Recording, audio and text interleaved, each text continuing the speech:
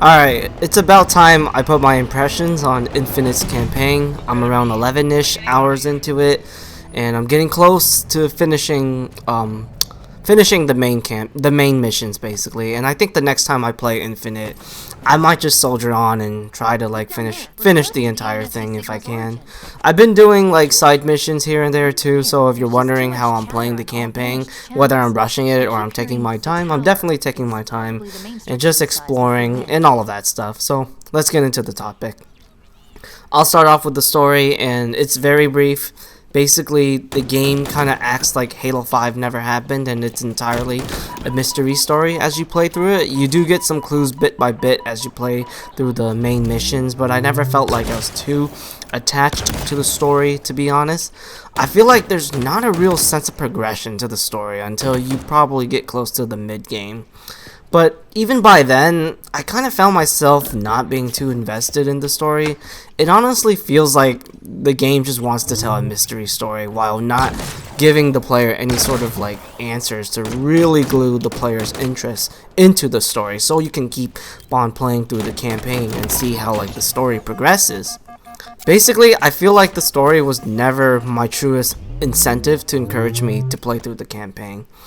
I did enjoy the new characters, especially the weapon, which she's pretty much the new Cortana throughout the experience. She's almost like an innocent and naive version of Cortana, and she's just very cute, you know. And I enjoyed the interaction between the weapon and Chief. The new bad guys, particularly like the anti-protagonist. The anti-protagonist. They're pretty much all what you expect in a Halo game. They're just out there to get you, and they just want to kill you as a trophy, since you are, very infamous in the eyes of this Covenant, or banished in, this context. But basically, the banished are basically like the Covenant. You're fighting elites, fighting brutes, grunts, jackals, all of those guys.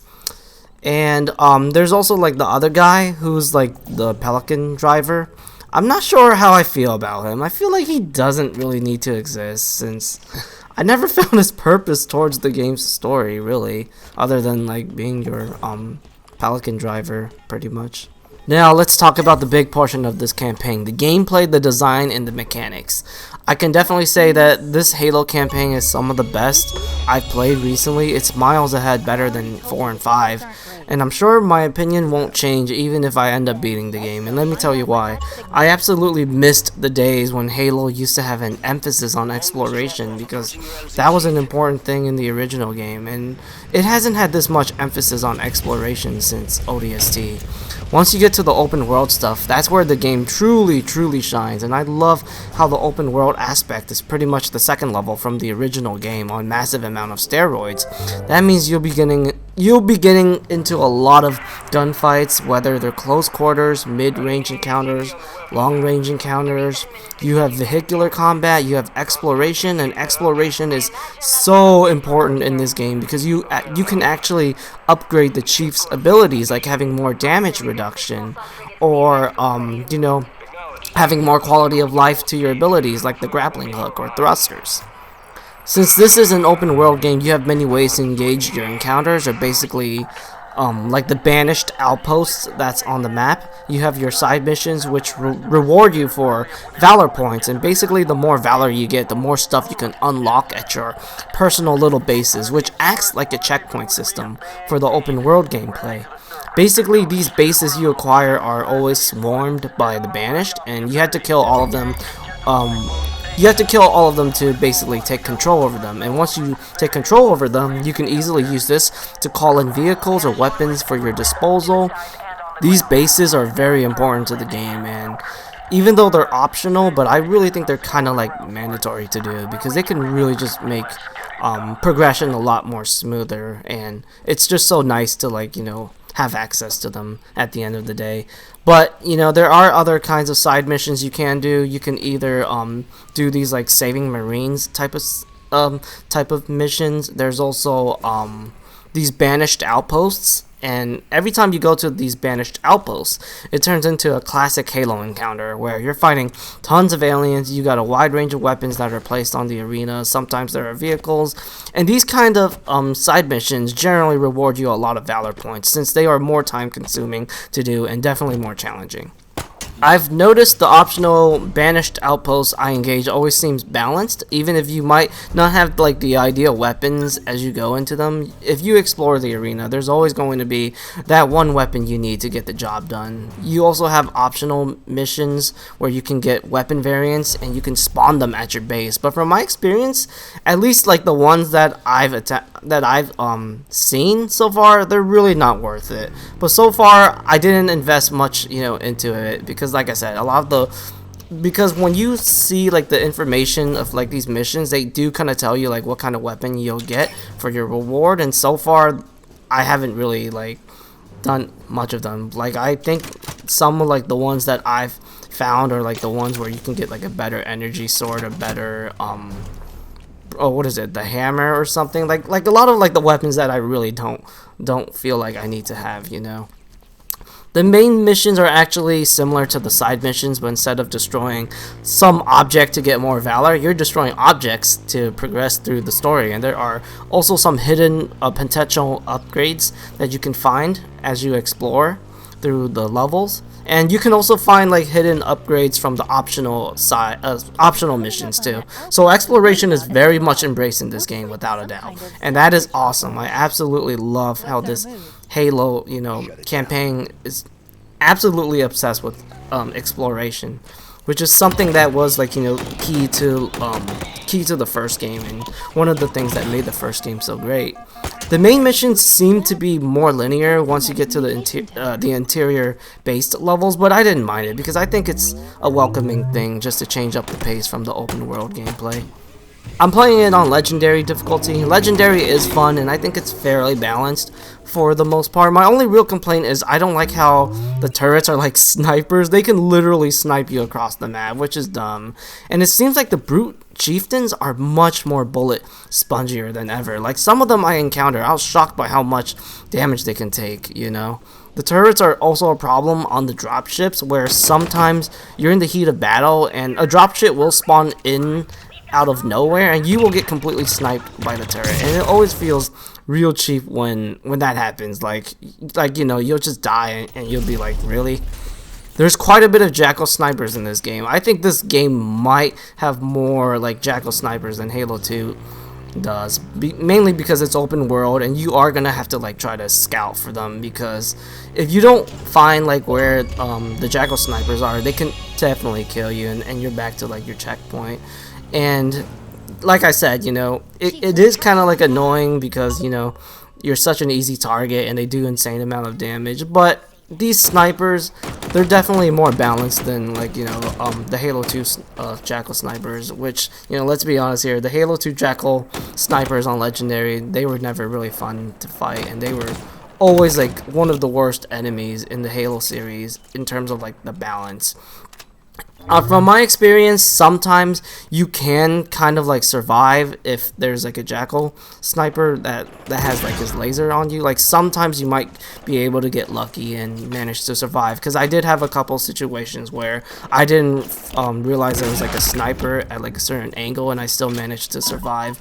So it's still possible to survive from their attack, but generally, if you play the Halo campaigns a lot, especially on Legendary, taking out Jackal snipers is pretty much just mostly like a memory thing. You just gotta know where they spawn and you'll be pretty much good to go.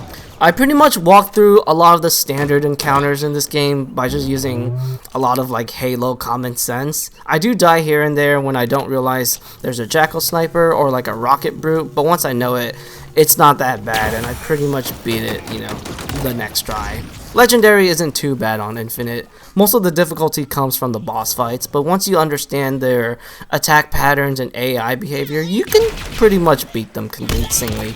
Speaking of boss fights, Halo Infinite has thrown in so many boss fights, and Halo to me has never been the greatest game when it comes to handling boss fights, especially since 2. Like, I've always thought the boss fights in 2 were never that great. In Infinite, it's really mixed so far. I personally enjoyed the first 3 boss fights of the game, and the first one was the best one, which I personally loved how challenging it was. It was also a great test to make the player remember how important the grappling hook mechanic is, because it's going to be the most valued equipment in the game. However, the last boss I had, which was the very first time where I had to fight 2 bosses at the same time, and it was fairly awful. They were massively bullet sponges, and it was just very, very, very tedious due to how much damage they can do, and it seems pretty luck based too. I basically got the first guy to glitch out, and I just emptied like hundreds of my battle rifle shots, and then the second boss fight, he was stupidly easy once you get rid of his boy. And but still, man, like, it was not really that fun. It was massively bullet spongy, and it just felt very passive. That's all I gotta say. I think down the line, I think 343, they need to like patch out some of like these bosses. I do believe like some of them are a little too bullet spongy for my taste, and you know, ever since that boss fight that I finished, I'm not really sure how the other boss fights are going to be, because I can definitely tell like this campaign is pretty much obsessed with boss fights. So, you know, hopefully they do get better, but like I said, I have no idea what to expect in like the next upcoming main missions as I play through the campaign. Infinite's campaign is certainly great so far. Hopefully the last few missions doesn't go too badly. I also want to mention that I think the weapon balance of this game is really good. Like, a lot of the weapons are actually useful, including the assault rifle, which the assault rifle has not been decent on legendary campaign since ODST. I've also tried out the Ravager. It is stupidly good in campaign, unlike in multiplayer where it's really not that great. The Pulse Carbine is also amazing in a lot of situations, and it's very well rounded. The Needler is god tier in the early game and probably one of the best weapons for killing the minor brutes. Like, I'm just enjoying how the weapons feel in the campaign after trying them first in the multiplayer. I like how they implemented the ammo cache system just to allow players to keep their favorite / preferred weapon without needing to drop them. So I've been mostly keeping the battle rifle with me, and it's always great when I can find the bullet cache ammo around the arenas. They're also very balanced too, and don't think you'll be able to replenish your rocket launcher or your sniper rifle ammo easily, because I didn't find a power weapon ammo cache until the very late game, and it seems to be extremely rare too. I found a couple of weapon variants, and like I said, you know, I mostly didn't do much of the missions because a lot of them didn't seem appealing, but I love how you have to, like, you know, earn to get these weapon variants, instead of in Halo 5 where, you know, if you know where they are, you can pretty much just keep it for yourself or your squad mates, which to me it didn't feel as rewarding. Even though I pretty much, you know, avoided a lot of like the weapon variant missions, I did manage to find a mission where it gave me like a weapon variant of the shock rifle, and this is by far like one of the best weapons that I could you know, spawn with at my base, and it allows my shock rifle, which is pretty much like a weaker sniper rifle, to always stun the target when I fire, and it's pretty nice, especially when you combo it with the battle rifle. The replay value is absolutely insane in this game, without a doubt, because of the open world aspect, and because like it just takes advantage of the Halo sandbox so well, where at times I think about how different I would handle this encounter, or how different my campaign experience would be if I had this weapon or this vehicle in advance, you know?